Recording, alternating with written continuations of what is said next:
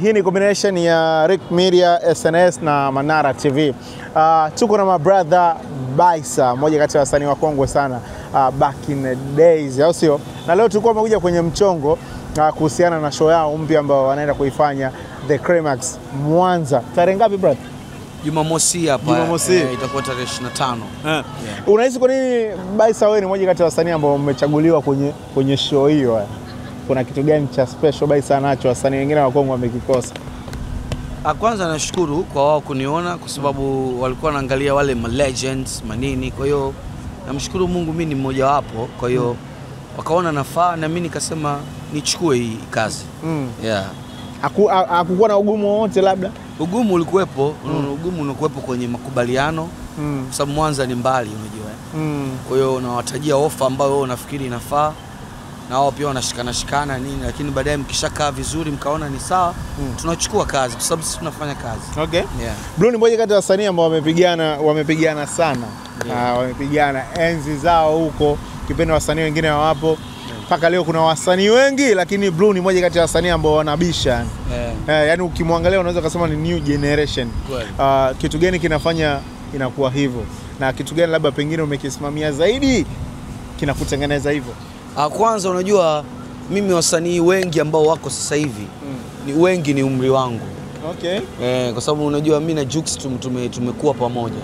Watu hawajui hicho. Lakini Jux unaweza kumweka kama generation ya leo, lakini mimi na Jux tumepitia kwenye makuzi pamoja. Diamond nimempita mwaka mmoja. Okay. Kwa hiyo sure. Yes, yeye 89 mimi 88. Lakini unaweza kumweka Diamond wa leo mimi ukaniweka wa zamani. Kwa nini? Sababu mimi nilianza kabla yao, nilianza nikiwa mtoto, sio kijana. Na hiyo watu wanachanganya sana. Sometimes nakutana na watu wananiamkia afu wao ni wakubwa kwangu. Nakwambia bwana Mr. Blue nimekusikia mimi nasoma. Naambia na mimi nilikuwa nasoma. Sema nilikuwa kwenye TV ya kwenu.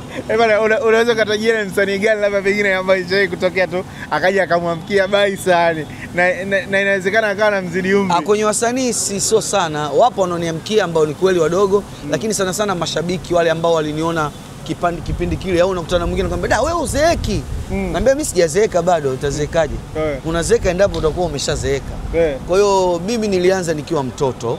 Kwa sababu mimi nimeanza kutoa album yangu na miaka 14, 15, 16. Mdogo sana. Nitakiwa nina sekondari sijamaliza. Yaani mdogo sana. Na mangoma yote yale nitakiwa niwe sekondari, lakini mimi nikawa niko mtaani. Okay. Kwa hiyo kitu ambacho kinaweza kusema kwamba hicho ni kimoja, kingine nilijitahidi sana kufanya kazi ambazo ziko mbele ya muda. Okay. Unajua wakati sisi tunaanza tulileta unyamwezi ambao Bongo ulikuwa unyamwezi bado. Watu wengi walikuwa sio unyamwezi bado. Ni bado hawajui unyamwezi yani. Kwa hiyo watu wameanza kujua unyamwezi sasa hivi. Afu wakiangalia si unyamwezi tumefanya long time ndo nagundua da jamaa huyu kumbe alikuwa mbele ya muda. Okay. Ndio maana unaweza kusikia Albert Mangwea mpaka leo ngoma zake watu wanazisikiliza. Mangwea mnyamwezi kitambo. Watu wameanza unyamwezi mwaka huu. Umeelewa? Kwa hiyo mtu kajua mambo long time. Ndio hicho ninachoweza kusema. Tulikuwaga mbele ya muda. Okay. Namshukuru Mungu pia kwa hiyo. Okay. Blue ameniambia hapa wakati wewe umeanza muziki ukiwa na miaka 15. Watu wengine wakiwa shule. Na wewe hapa umekiri kwamba kipindi ambacho wewe ulitakiwa uwe shule, wewe ulikuwa mtaani.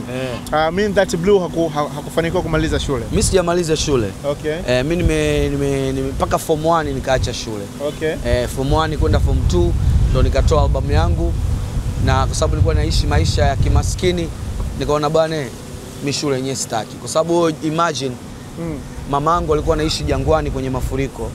Mimi nimetoa album yangu, nimemhamisha mama kutoka Jangwani, nimeenda kupanga nyumba Magomeni, nyumba kubwa, tunaishi kila kitu. Ina maana mimi ndo baba kwenye nyumba. Okay. Nani ataniamsha niende shule? Nikiwa na miaka hiyo 14, 15. Okay.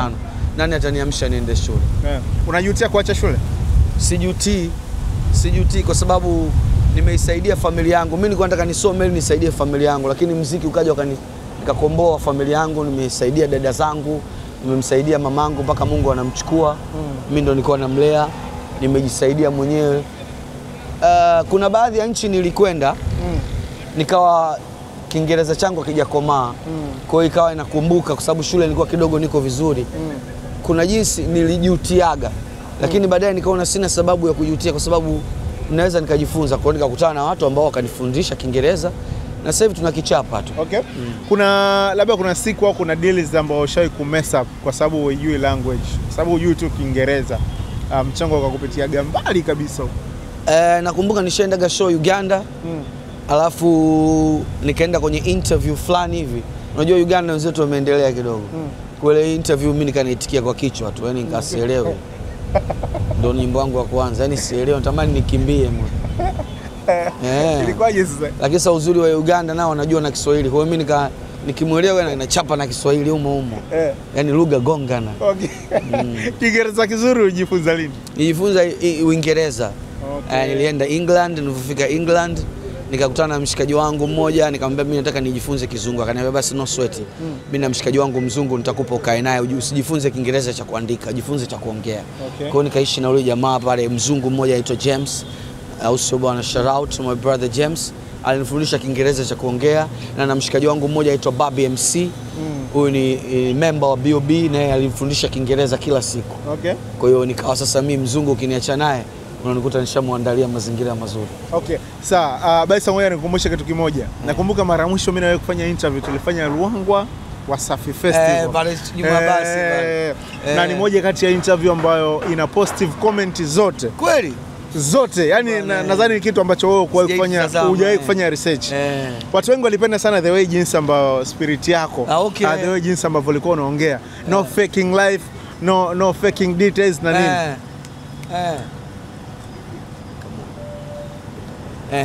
Ndio. Kitu gani hasa kinafanya Mr. Blue asiongeze sifuri kwenye vitu vyake au kwenye maongezi yake? Asijikweze, asijione vile. Japo sisi tunakuona uko pale, lakini utakagi kabisa hizo, which is inafanya watu wengine wanapenda sana lifestyle yako. Ni kitu ambacho nishawahi kufanya.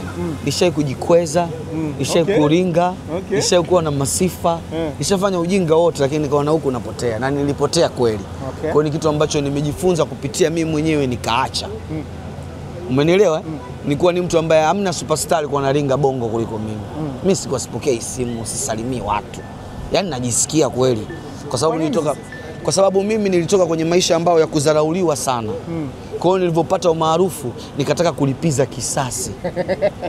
Na hii ndio inawakosti watu wengi. Wanakuwa wanalipiza. Nakwambia ukweli, wanalipiza visasi. Kwa hiyo kisasi unamlipia mtu ambaye mwingine anakupenda kweli. Wewe unalipiza kisasi. Kwa hiyo cost, nikapoteza mashabiki wa kweli, nikapoteza watu waaminifu, nikapoteza wa michongo ya kazi, kuonekana mjeuri nini. Nikarudi tena maskani na maisha ya chini. Kwa hiyo nikajifunza Mungu akinipa nafasi nyingine nitakuwa mnyenyekevu na mkarimu. Moment gani ilikufanya wewe mwenyewe ukakaa ukafikiria ukasema ngoja nibadilike sasa? Hii style ambayo naishi, maisha naoishi ni mabaya.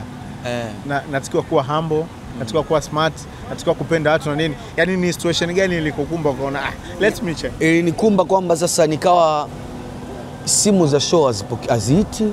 Watu washanaona huyu ana mpango, unajua watu wana hizo huyu jeuri, huyu si nini. Baadaye sasa mimi nikarudi tena Kinondoni kuishi ghetto na watu 9. Ghetto moja hapa Kinondoni, kutoka superstar ambaye nilikuwa na ringa, ni superstar Baisa Mnyamwezi na mangoma, afu nimerudi ghetto kuishi Kinondoni na watu 9. Tunagombania ugali, yani ugali ukiwekwa, yani ukipiga tonge la kwanza hapo ndio umewafuata Wanyamwezi. Mimi nakaa kwa wana, mimi mwenyewe ghetto sio langu, picha linaanza. Nakaa kwa wana, afu unajua mambo ya maisha kiwana bwana, maisha kibaharia. Siwezi kuongea mengi hapa. Kwa hiyo nikasema Mungu akinipa nafasi nyingine ya kurudi kwenye kazi zangu za kimuziki, mimi mashabiki nitawabeba. Yani unanishangilia afu nakukamata na kubeba. Yani shabiki mtu, yani wanaposema mteja mfalme wanamaanisha. Basi tamalizia hii. Labda neno lako la mwisho sasa kwa wadogo zako ambao walikuaga kama wewe. Yani wewe ulivyokuaga zamani ndio unaona hizo attitude wanazo wao. Wewe kama brother una nini cha kuambia? Mimi nachoambia swaga, majivuno, kuringa zibaki kwenye TV na nyimbo. Mtaani ishi kama wewe. Umeelewa? Mfano mfupi kwamba leo hii